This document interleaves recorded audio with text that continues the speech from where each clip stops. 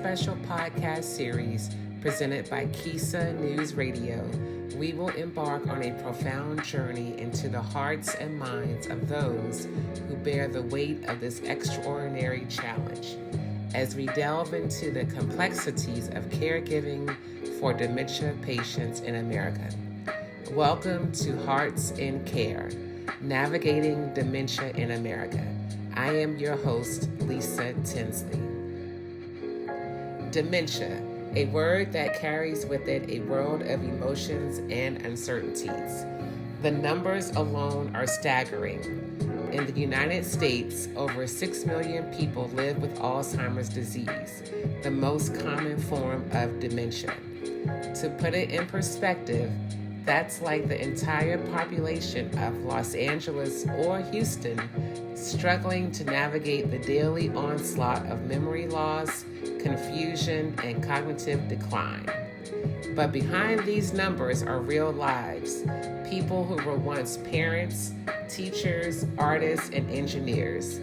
They now face a condition that relentlessly erases the stories of their past, leaving families grappling with profound grief and an uncertain future. At the heart of this struggle are the unsung heroes, the caregivers. Did you know that approximately 16 million Americans provide unpaid care for a family member with Alzheimer's or other dementias? These caregivers, often family members, friends, or spouses, become the unwavering pillars of support for their loved ones. Yet, their journey is fraught with emotional and physical challenges. Imagine watching a parent or spouse slowly slip away, their memories fading like a distant dream. The toll this takes on caregivers is profound. They endure high levels of stress, depression, and exhaustion, often at the cost of their own health. It's a crisis that's affecting not only the lives of those living with dementia, but also the backbone of our society, the caregivers. In future episodes, we will also hear from experts in the field, neurologists, psychologists, and social workers who will provide insights into the scientific and medical aspects of dementia. Then we will navigate the healthcare system and focus on dementia's hidden costs. Lastly, we will highlight dementia-friendly communities by showcasing cities, businesses, and organizations implementing dementia-friendly practices such as training staff, creating safe spaces, and raising awareness. This is Hearts in Care, Navigating Dementia in America, Episode 1, with Mr. Kenneth B. Crooks Jr. and his lovely daughter, Shelly Crooks Michael, the authors of Heart Love to Head Love.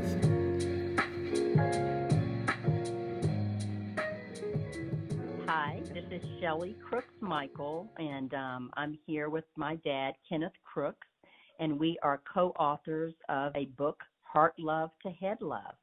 Yeah, I'm Ken Crooks. I'm the father. I'm 91 years old, and I'm living in the senior community, doing very well. And my contribution, of course, was influenced by my daughter. Heart Love to Head Love, we wrote to raise awareness about Alzheimer's and dementia. And the story is pretty much an eye-opening fiction based on our own family experiences, and it depicts the effects of the development of Alzheimer's disease and dementia on members of a blended family. Thank you for the introduction. Now I would like for you to take us back to the time where you all were having conversations about writing this book. I would imagine that going through this experience is not exactly an easy one. It's a challenge, and as we experience these things, we thought that others might find it very valuable in terms of looking forward to situations that might unfold in their own families. And so, Lisa, it pretty much hit us while we were going through being caregivers.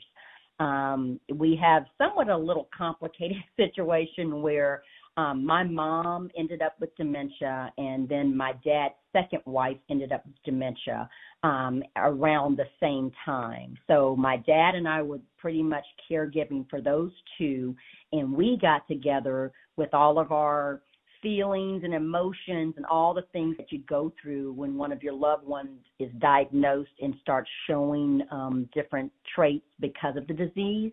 And we got to a point where we were discussing a lot and sending emails, and we're both kind of from a writing background, and we said, well, let's just put this down on paper. Maybe that'll help us get through some of these things, just to kind of throw it down on paper and get it off of us. So it became more of a therapeutic type of process when we started to write.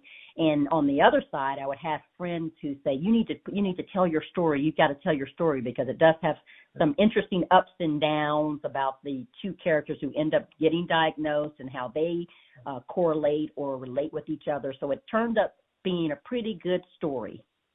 And as care partners, it was a real challenge. I think the team that we created, part of us, part of me, I put my feet and my roots and my trunk in the tree, and Shelly put the leaves and the branches onto it to make it a complete package that works very well. I love that. That was awesome.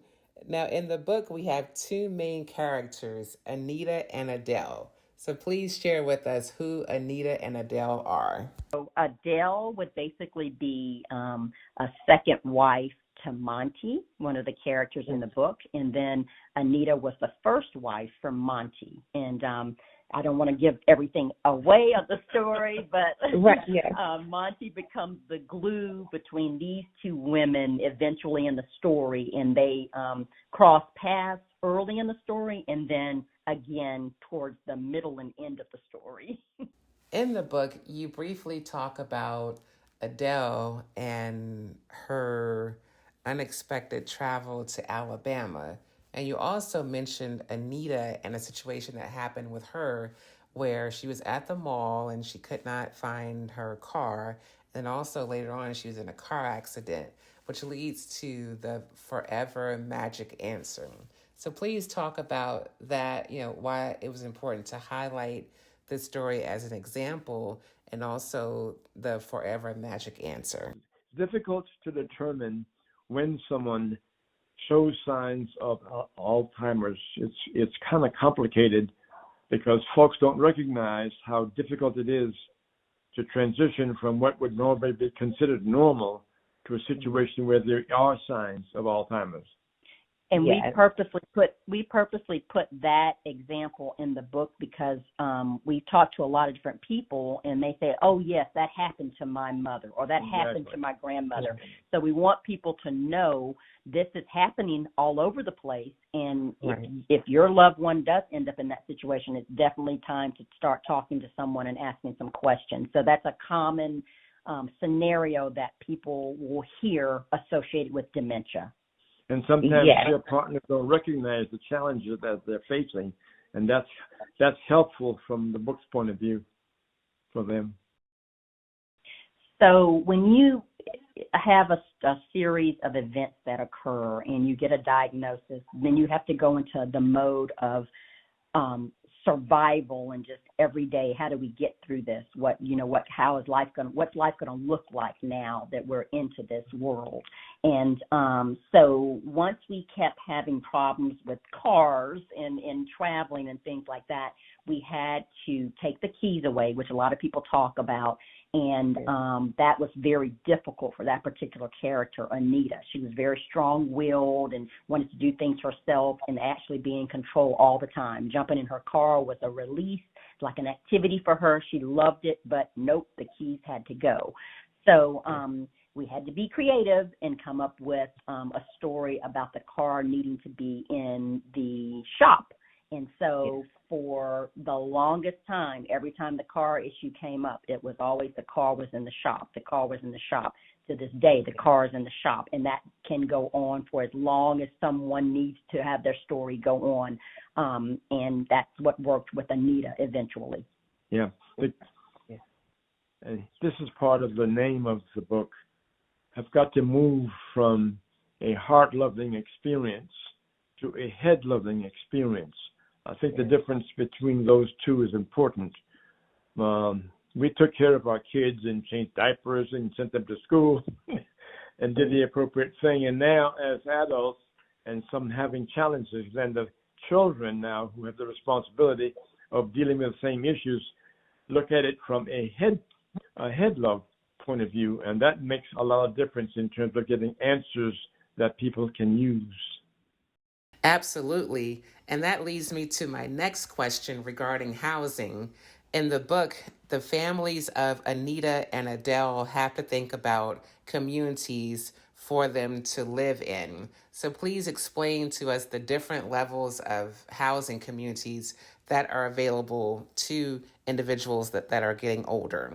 Different levels of care that people can have as they get older. And if someone does need to move from their current regular home situation, independent living is the first level. And that's pretty much easygoing, usually in one building. You come and go as you want. One good thing about independent living is that there's usually some type of activity calendar, or the meals are provided. There's a dining hall, so you become more of a community with other people there in a building.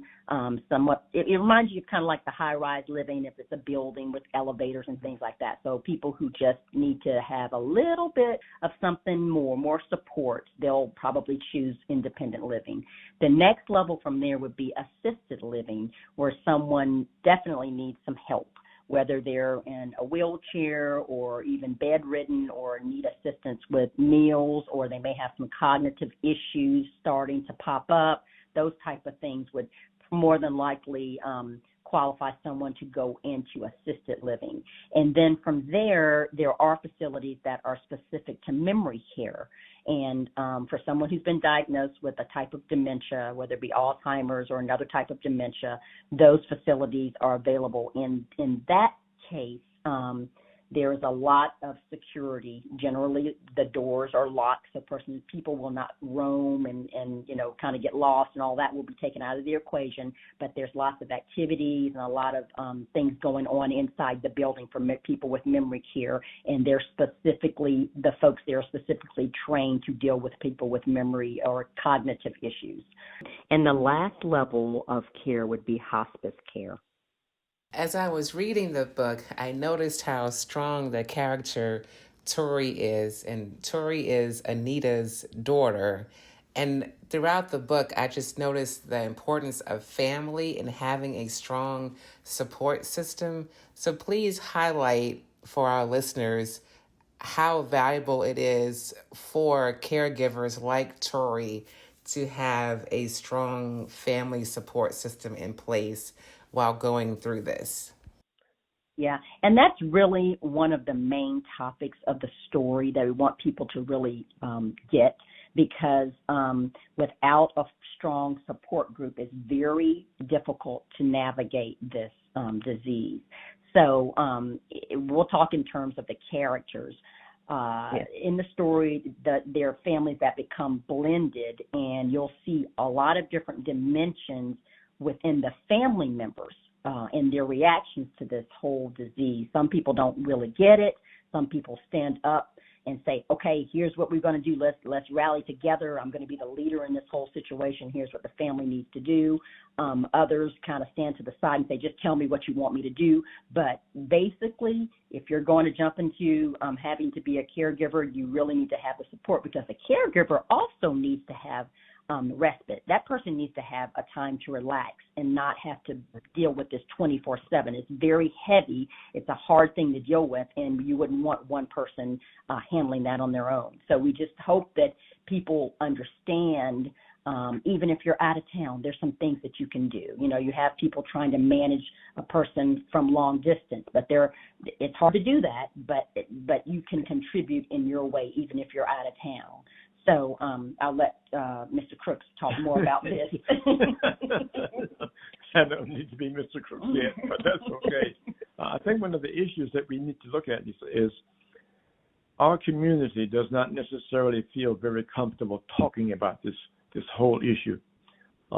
We have historically been hiding it and not sharing the challenges. We've got to get to the stage where we can feel free to talk about what the issues are and how important they are. Once we begin to communicate about this, then you begin to build a community around the care partners, and that makes a lot of difference. Once we talk about it, then we can decide how do we best answer these pieces. And there's some techniques that we talk about a little bit that are very important as you become a care partner in this whole experience. There's certain kind of languages that you use and you don't use. There are other things that are important, the assessments and evaluations that need to be done, so that you get raw data and raw facts from which you can make decisions about how to function. And I'll also add here too, Lisa, this book, when I tell someone what the topic is about, their whole face changes, like, oh no. Alzheimer's patients are becoming so much a big part of our population, so we want the generations coming up behind us who maybe end up being the caregivers to be prepared, to know that there's some things, here's some things you can do now if indeed your person is becoming, someone who has dementia or Alzheimer's. So, there's just a lot to talk about with this topic, and in the story we just try to kind of keep it interesting and entertaining, but yet you see what type of topics need to be discussed or need to come to the forefront. And it's just very important for people to get involved because we got to find a cure for this thing. Exactly. Yes. And but I also would like to highlight, with families that are going through this and being a caregiver, in the book you also highlight the 10 absolutes of caregiving, which I thought was really, really a good note to read and include in the book. And so but also being a caregiver can be very difficult and challenging. So what advice would you give to people listening who are caregivers, as far as, some encouraging words to keep them going during those days where it might be difficult being a caregiver? Yeah, we're both part of a local caregiving support group called Caregivers of Color here in Atlanta. And our ongoing joke there when we get together and talk about our experiences every month, we say it's better to be at peace than to be right. So in other words, when you're caring for someone with dementia, there may be a situation where they believe something's true or going on, and you know the truth, and you're trying to convince them of the truth. Let it go. It's okay. Let that go. It's better to be at peace than to be right. So that's one of the things that we kind of chuckle about. And then you mentioned the 10 absolutes of caregiving, which help you kind of maneuver through the day and not let things weigh on you so much. But the hardest part is seeing your loved one go through this change. That's what's so hard for the caregiver, and that, hence the title, Heart Love to Head Love, and the way that you manage those emotions is important. The sharing and calm approach to what the issues may be is a lot better way than trying to jump to conclusions when one is finding oneself facing this kind of a challenge. That part is very important. And then being honest with each other also adds to the value of the success of the experience. They're not going to go back to where they came from. They're going to move forward from that situation. So you need to be prepared to move forward with changes that maybe continue to get even more difficult. As a care partner, you have to make that adjustment. And the care partner needs to be prepared to withdraw from the situation every now and again, so that they can re-enjoy themselves, strengthen their own perspectives. So when they come back in, then the joint relationship is positive and folks are moving forward with it. As I was preparing for this interview, I did some research and found out that women make up 2/3 of all caregivers in America. And I would like to know from you, Shelly, like as far as the character Tori in the book, how does Tori take care of herself? Because Tori is a mother, wife, daughter, caregiver, and she works full time. So, what advice would you give to women who are listening that might be like Tori? Tori is like a lot of people in the world today. You have everything going on, and then you have to be a care partner on top of all that goes on in life with kids, family, just everything. But she did realize early on that it is important to take care of herself. I think she got to a breaking point after trying to be superwoman in all areas and realizing, hey, I can't do all this by myself. So Tori is, I don't know even know how much of this is in the book, but she does take time out for herself, and exercise is a huge part of her life.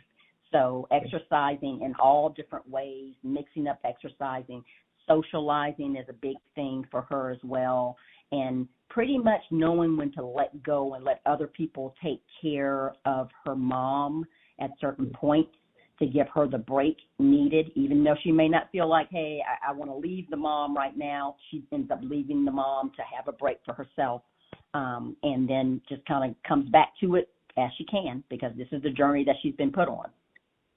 Yes. And as we close, I would like for you all to share some encouraging words for anyone who is listening who may be a caregiver, just some words of encouragement to just enlighten or just say keep on going.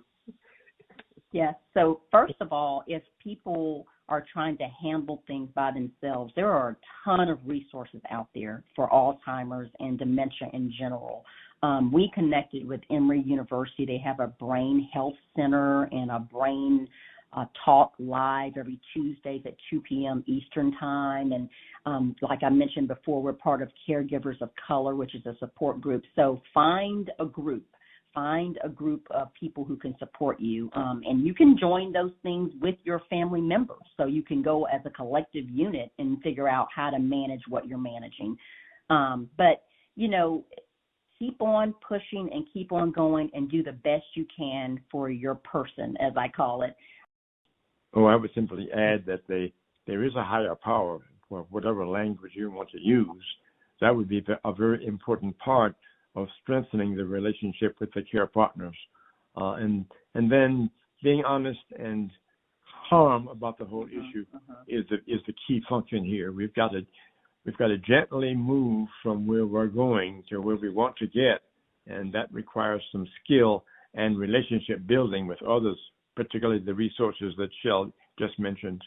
And he keeps saying be calm, because we've seen a lot of people, when this hits their family, oh boy, it just sends them into a frenzy, and they just don't know how to handle it, and they still talk to the mom or grandmom or grandfather or father in the same way as before, and didn't you hear what I said? Get over here and do that, and they just are not processing information the same way anymore, because this is a cognitive issue that's going on, and things are happening physically in their brain that they cannot control. So in the beginning, there is some gray area, and you see people getting mad about certain things, like, I told her that. I don't understand what's going on. Then when it gets diagnosed, you say, oh, okay, I see this is something in a whole different category where maybe some research is needed. Go and read about it. Go see what's happening. That's where the support groups will help you. Other people are going through the same things. You can hear doctors talk about, like, cutting-edge medication that's coming out, or new discoveries in this whole area. So it just opened up a whole new world for us to see, from a healthcare perspective, what's going on with dementia. Thank you for this enlightening conversation about your new book, Heart Love to Head Love. It's definitely something that people should read as they understand how to be a caregiver and certain decisions that you have to make, but also what families go through when making these tough decisions for our loved ones. So, Shelly, please share with our audience how they may purchase the book. So people can find us at heartlovetoheadlove.com. You're able to order books there and get more information about us. This is only the beginning. Hearts in Care, Navigating Dementia in America isn't just a podcast. It's a call to action. Join us as we uncover the untold stories, the profound emotions, and the remarkable strength of all in future episodes. Together, we will navigate the depth and complexities of dementia in America, shedding light on this often hidden but deeply significant part of our society and advocate for the change and support needed for all. I am Lisa Tinsley with KISA News Radio. Thank you for listening.